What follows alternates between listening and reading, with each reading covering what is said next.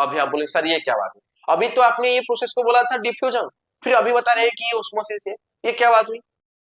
देखो, दोनों के बीच में सिमिलरिटीज भी है, डिफरेंशिएशन भी है। अभी हम उसे आगे समझने वाले हैं। अब जो ज्यादा डाउट आता है वो कहाँ आता है कि सर ये तीनों रिएक्शन में से कौन सा इक्वेशन सही है? यही गैस से ही सबसे अहम भूमिका निभाता है गैसियस एक्सचेंज में। जो गैस सेल है उसके अंदर अगर वाटर एंटर करेगा तो फिर ये स्वेलअप कर जाएगा और कॉर्ब शेप ले लेगा, जिसके वजह से वहां पे एक डोर ओपन हो जाएगा जिसको हम कहते हैं स्टोमाटल पोर। और प्लांट के पास किचन रूम भी है, रॉ मटेरियल्स भी मिल गए हैं। क्या अब प्लांट खाना बना सकता है? नहीं बना सकता है। ही थाइलाकॉइड में जूम करेंगे तो उसके सरफेस में हमें कुछ ग्रीन कलर डॉट्स देखने को मिलेगा, यही है क्लोरोफिल। और यही क्लोरोफिल सनलाइट को कैप्चर करता है, तो एक्साइटेड होकर एक्टिवेटेड हो जाता है और फिर इलेक्ट्रॉन लूज करता है और लाइट एनर्जी को केमिकल एनर्जी में कन्वर्ट कर देता है। Hello students, welcome to a new video of JP examiners. आज का टॉपिक है फोटोसिंथेसिस। आज हम पढ़ेंगे प्लांट कैसे फोटोसिंथेसिस करता है, वो कैसे खाना बनाता है, अपने लिए भी और दुनिया के लिए भी। वीडियो बहुत ही ज्यादा इंफॉर्मेटिव बनने वाला है, बिना स्किप किए पूरा देखना है। कहीं पे कुछ डाउट हो तो कमेंट बॉक्स खुला है। तो फिर चलो बिना देर के वीडियो को शुरू करते हैं। देखो, ग्रीन प्लांट सनलाइट के प्रेजेंट में एनवायरमेंट से कार्बन डाइऑक्साइड और फिर सॉइल में से वाटर मॉलिक्यूल लेता है, फिर दोनों के बीच में एक केमिकल रिएक्शन करता है और बनाता है एक ग्लूकोज। उसके साथ हमें ऑक्सीजन भी बाई प्रोडक्ट में मिलता है, यही है photosynthesis. Photosynthesis is a process by which green plant converts light energy to chemical energy and produces glucose and oxygen from water and carbon dioxide। और यही है फोटोसिंथेसिस। आज का ये वीडियो फोटोसिंथेसिस पे बेस्ड है। आज हम पढ़ेंगे प्लांट कैसे फोटोसिंथेसिस करता है या फिर खाना बनाता है, उसके लिए उसे क्या क्या रॉ मटेरियल्स की जरूरत होता है, वो रॉ मटेरियल्स वो कैसे कलेक्ट करता है, फिर कौन से प्रोसेस में वो ग्लूकोज बनाता है और वो कहाँ करता है। ये सब हमें तो पता है कहाँ करता है, किचन रूम में क्या हम खाना बनाते हैं। और प्लांट का किचन रूम कौन है? लीफ। तो फिर चलो लीफ का एक क्रॉस सेक्शन इमेज से वीडियो शुरू करते हैं। और लीफ का जो क्रॉस सेक्शन इमेज है वो हम क्लास 9 में भी पढ़े थे, तो थोड़ा सा बेसिक सा आइडिया याद कर लेंगे।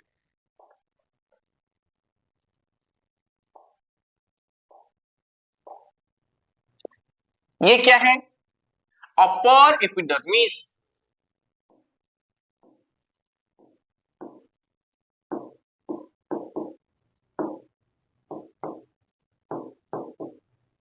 ठीक है, और ये है लोअर एपिडर्मिस।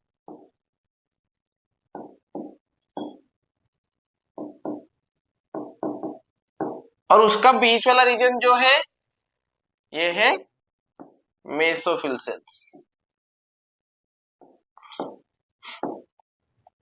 यहां पे देखो, कुछ सेल्स रेक्टेंगुलर शेप में टाइटली पैक्ड है और इसे हम कहते हैं पॉलीसेड मेसोफिल।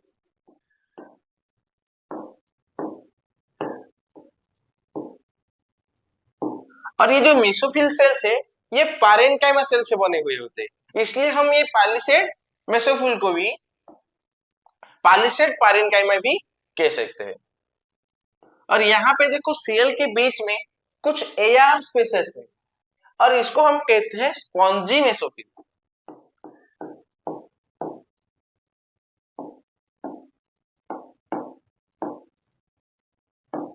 क्लियर?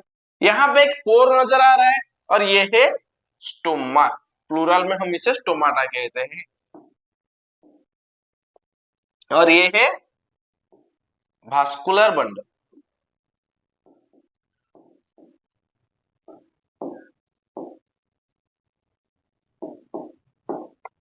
यहाँ पे देखो कुछ ग्रीन कलर डॉट्स नजर आ रहा है यही है क्लोरोप्लास्ट।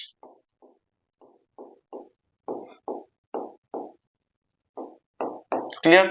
और क्लोरोप्लास्ट में ही फोटोसिंथेसिस होता है, और ज्यादातर फोटोसिंथेसिस ये पॉलीसेड मेसोफिल के रीजन में होता है। थोड़ा सा बेसिक सा आइडिया आ गया लीफ के बारे में। अब चलो पता करते हैं प्लांट को क्या क्या रॉ मटेरियल्स की जरूरत होता है। क्या क्या रॉ मटेरियल्स की जरूरत होता है? कार्बन डाइऑक्साइड और वाटर मॉलिक्यूल। और प्लांट के पास किचन रूम भी है, रॉ मटेरियल्स भी मिल गए हैं। क्या अब प्लांट खाना बना सकता है? नहीं बना सकता है। फ्यूल भी तो चाहिए, एक चेफ भी तो चाहिए, कुक जो खाना बनाएगा। और फ्यूल का रोल कौन करता है? सनलाइट। और क्लोरोफिल चेफ खाना बनाने का काम करता है। अब चलो कार्बन डाइऑक्साइड का कलेक्शन कैसे होता है, कहां से होता है, वो याद करते हैं। अगर हम एक लीफ को माइक्रोस्कोप में देखेंगे, बैक साइड में ज्यादातर छोटे छोटे पोर्स नजर आते हैं, वही है स्टोमाटा। और ये स्टोमाटा का स्ट्रक्चर है। ये है गार्ड सेल्स, ये जो ग्रीन कलर डॉट वो क्लोरोप्लास्ट, और बीच में ये है स्टोमाटल। यही गार्ड सेल ही सबसे अहम भूमिका निभाता है गैसियस एक्सचेंज में। अभी आप पूछेंगे कि सर ये गैसियस एक्सचेंज क्या है और कैसे होता है। देखो, जो गार्ड सेल है उसके अंदर अगर वाटर एंटर करेगा तो फिर ये स्वेल अप कर जाएगा और कॉर्ब शेप ले लेगा, जिसके वजह से वहां पे एक डोर ओपन हो जाएगा, जिसको हम कहते हैं स्टोमाटल पोर। यही डोर देके गैसियस एक्सचेंज होता है। कार्बन डाइऑक्साइड अंदर जाता है, और फिर वो जब फोटोसिंथेसिस रिएक्शन में ऑक्सीजन प्रोड्यूस होता है वो भी बाहर आ जाता है। और प्लांट यही स्टोमाटल पोर के जरिए अपना ब्रीदिंग भी करता है। ठीक है, चलो आगे समझते। जब ये गार्ड सेल वाटर लूज करेगा तब ये श्रिंक कर जाएगा और स्ट्रेट शेप ले लेगा, फिर ये डोर क्लोज हो जाएगा। ये प्रोसेस में गैसियस एक्सचेंज होता है। और प्लांट एनवायरमेंट से कार्बन डाइऑक्साइड रिसीव करता है। सर ये फिर कार्बन डाइऑक्साइड रिसीव कैसे करता है? देखो, उसके लिए एक एग्जांपल लेके समझते हैं। दो बोतल लेना है, एक बोतल जो पानी से भरा हुआ है और दूसरा बोतल जो खाली है। अगर दोनों के बॉटम साइड में एक पाइप कनेक्ट करेंगे तो फिर जो बोतल भरा हुआ है वहां से वाटर खाली बोतल को फ्लो करेगा। ठीक यही सेम चीज यहां पे भी होता है। एनवायरमेंट में विथ कंपेयर टू लीफ ज्यादा कार्बन डाइऑक्साइड होता है, और फिर carbon dioxide high concentration region से लोअर कंसंट्रेशन रीजन को फ्लो करता है। और ये प्रोसेस को हम कहते हैं डिफ्यूजन। आई बात समझे, डिफ्यूजन क्या है? Movement of molecules from higher concentration region to lower concentration region. Clear. अब ये कार्बन डाइऑक्साइड लीफ के अंदर आ गया, लेकिन फोटोसिंथेसिस तो होगा क्लोरोप्लास्ट में, वहां तक ये कैसे जाएगा? देखो यहाँ पे कुछ एयर स्पेसेस है, यही एयर स्पेसेस के जरिए पॉलीसेड मेसोफिल्टर कार्बन डाइऑक्साइड आ गया।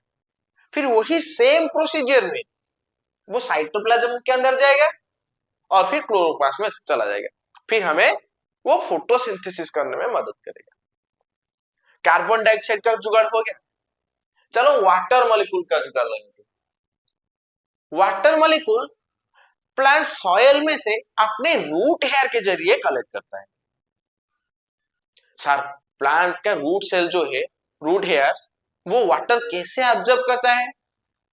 वही सेम एग्जांपल, दो वाटर बॉटल, एक पानी से भरा हुआ है और दूसरा खाली है।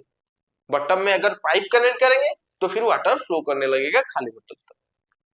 और यहाँ पे ये प्रोसेस को हम कहते हैं ओस्मोसिस। अभी आप बोले सर ये क्या बात है, अभी तो आपने ये प्रोसेस को बोला था डिफ्यूजन, फिर अभी बता रहे हैं कि ये ओस्मोसिस है, ये क्या बात हुई? देखो, दोनों के बीच में सिमिलरिटीज भी है, डिफरेंशिएशन भी है। अभी हम उसे आगे समझने वाले हैं। ठीक है। और प्लांट अपने रूट हेयर के जरिए सॉइल में से वाटर कलेक्ट करता है। वाटर क्या करता है, सॉइल में से रूट हेयर सेल्स के अंदर जाता है अगर सॉइल में ज्यादा पानी है तो, ठीक है। From higher concentration to lower concentration, और वाटर रूट हेयर के अंदर आ गया, उसे जाना कहाँ है, लीफ के अंदर जाना है। और लीफ के अंदर वो कैसे जाएगा, जाइलेम के जरिए जाएगा अपवर्ड डायरेक्शन में। और वाटर लीफ के अंदर आ गया, उसे जाना है फिर क्लोरोप्लास्ट में। फिर वही सेम प्रोसीजर में ओस्मोसिस और डिफ्यूजन में वो क्लोरोप्लास्ट के अंदर भी चला जाएगा। क्लियर।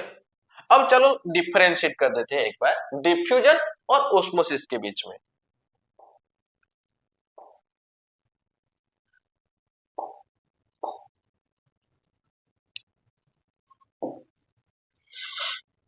क्या है diffusion,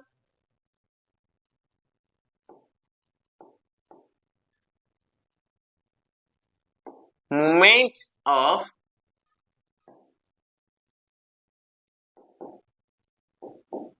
any type of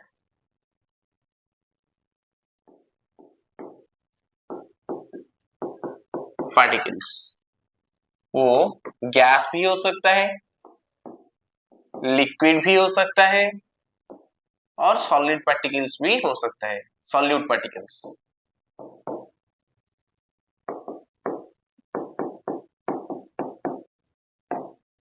from higher concentration region to lower concentration region. Osmosis क्या है,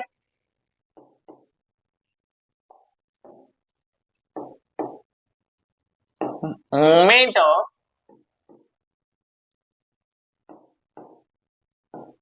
only water molecule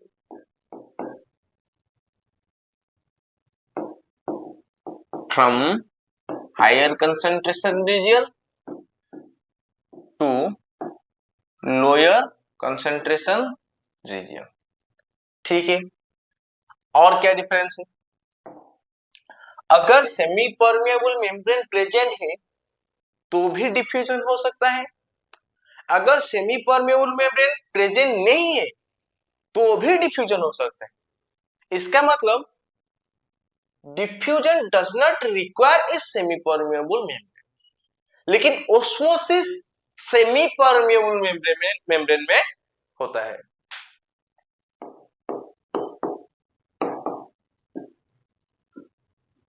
requires, sorry, ये does not require,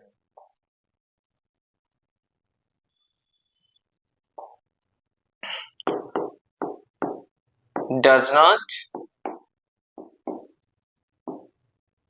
require a semi permeable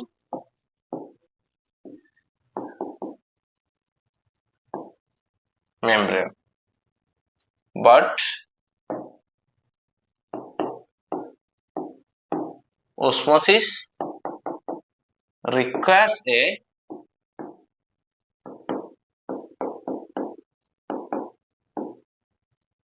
semi permeable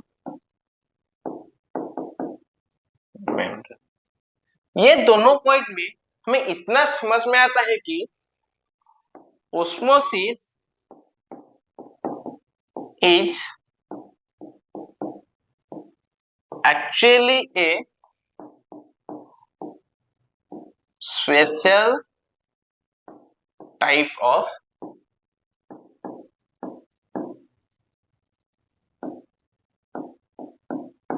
diffusion. Clear. क्या है, ओस्मोसिस एक तरह का स्पेशल टाइप ऑफ डिफ्यूजन ही होता है। एग्जांपल, ये जो डिफ्यूजन है, कार्बन डाइऑक्साइड स्टोमाटल पोर के जरिए लिप के अंदर जाता है, और ओस्मोसिस ये जो वाटर है सॉइल में से रूट सेल के अंदर जाता है। क्लियर। अब ओस्मोसिस क्या है और डिफ्यूजन क्या है। चलो फिर अब मैकेनिज्म समझते हैं, फोटोसिंथेसिस कैसे होता है।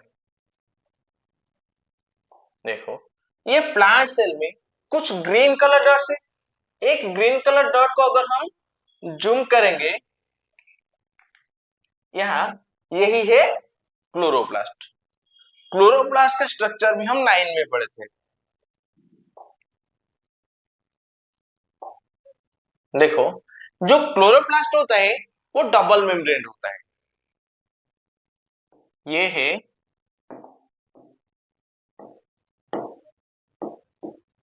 Outer membrane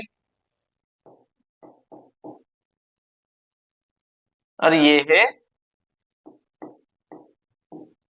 inner membrane. Clear? यहां पे देखो कुछ कॉइन जैसा स्टैक्स है, इसको हम क्या कहते हैं? इसको हम कहते हैं ग्रानम।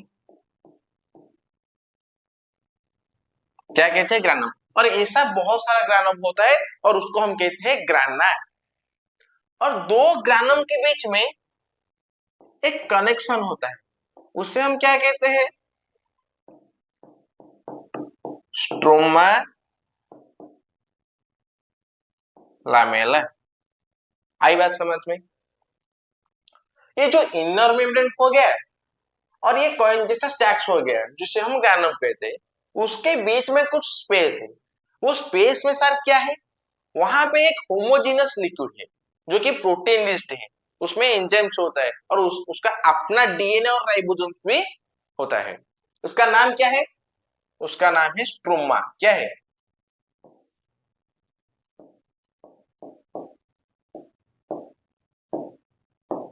क्लियर? और ये जो कॉइन जैसा स्टैक्स है, ये जो कॉइन जैसा स्ट्रक्चर है, यही है थाइलाकॉइड। और यहीं पे ही क्लोरोफिल होता है। ठीक है, चलो वीडियो में आगे बढ़ते हैं। यहाँ पे देखो, अगर एक ग्रानम में जूम करेंगे तो ये थाइलाकॉइड के बीच में कुछ स्पेस दिखेगा और इसे हम लुमेन कहते हैं। अगर एक ही थाइलाकॉइड में जूम करेंगे तो फिर यहाँ इसके सरफेस में कुछ ग्रीन कलर का डॉट्स है जो कि क्लोरोफिल है। और यही क्लोरोफिल सनलाइट को कैप्चर करता है, फिर एक्साइटेड होके एक्टिवेटेड हो जाता है और एक्टिवेटेड होने के बाद वो इलेक्ट्रॉन लूज करता है और फिर लाइट एनर्जी को केमिकल एनर्जी में कन्वर्ट कर देता है और वाटर मॉलिक्यूल को हाइड्रोजन और ऑक्सीजन में स्प्लिट अप कर देता है। इसी को हम कहते हैं फोटोलिसिस। देखो यहाँ पे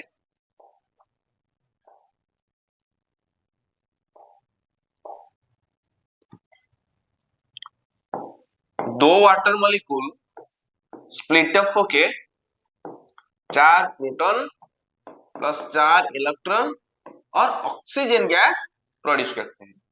और यही ऑक्सीजन गैस हमें फोटोसिंथेसिस रिएक्शन में आज ए बाई प्रोडक्ट मिल जाता है। यहाँ पे देखो, एक हाइड्रोजन में एक प्रोटॉन और एक इलेक्ट्रॉन होता है। यहाँ पे 4 हाइड्रोजन है, 4 प्रोटॉन और 4 इलेक्ट्रॉन हो गया। ये जो इलेक्ट्रॉन है, जो क्लोरोफिल एक्टिवेटेड हो गया था, उसने इलेक्ट्रॉन रिलीज किया था, ये इलेक्ट्रॉन उसी को रिप्लेस करेगा। और ये जो प्रोटॉन है, ये आगे जाकर हमें एटीपी और एनएटीपी बनाने में मदद करेगा। लेकिन हमारे चैप्टर में इतना डिटेल में नहीं जाएगा। चलो हम भी ओवरऑल इसे अच्छे से समझते हैं। और ये प्रोसेस को हम कहते हैं photolysis. Reduction of carbon dioxide to carbohydrates. Carbon dioxide reduction मतलब एडिशन ऑफ हाइड्रोजन। क्या मिलता है फिर? CH2O plus H2O। सर, ये CH2O क्या है? ये एक बेसिक यूनिट है ग्लूकोज का और 6 यूनिट मिलके एक ग्लूकोज बनाते हैं। तो फिर हमें तो ऐसा 6 यूनिट चाहिए, मतलब इंटू 6। अगर 6 यूनिट चाहिए तो फिर 6 यूनिट ऑफ कार्बन डाइऑक्साइड का भी रिडक्शन होना जरूरी है, मतलब इसको भी 6 से मल्टीप्लाई करेंगे। अगर 6 नंबर ऑफ कार्बन डाइऑक्साइड का रिडक्शन होगा तो फिर 6 नंबर ऑफ वाटर मॉलिक्यूल का भी प्रोडक्शन होगा। हाँ कि नहीं? क्लियर? जब एक बेसिक यूनिट बनाते हैं तब देखो दो वाटर मॉलिक्यूल का स्प्लिट अप हुआ था। 6 यूनिट के लिए इसको भी 6 से मल्टीप्लाई करेगा करना पड़ेगा, जो कि हो जाएगा total 12 number of water molecule. हाँ नहीं, अगर हम एक ओवरऑल रिएक्शन लिखते हैं तो 6CO2 प्लस 12H2O सनलाइट के प्रेजेंट में क्लोरोफिल के अंदर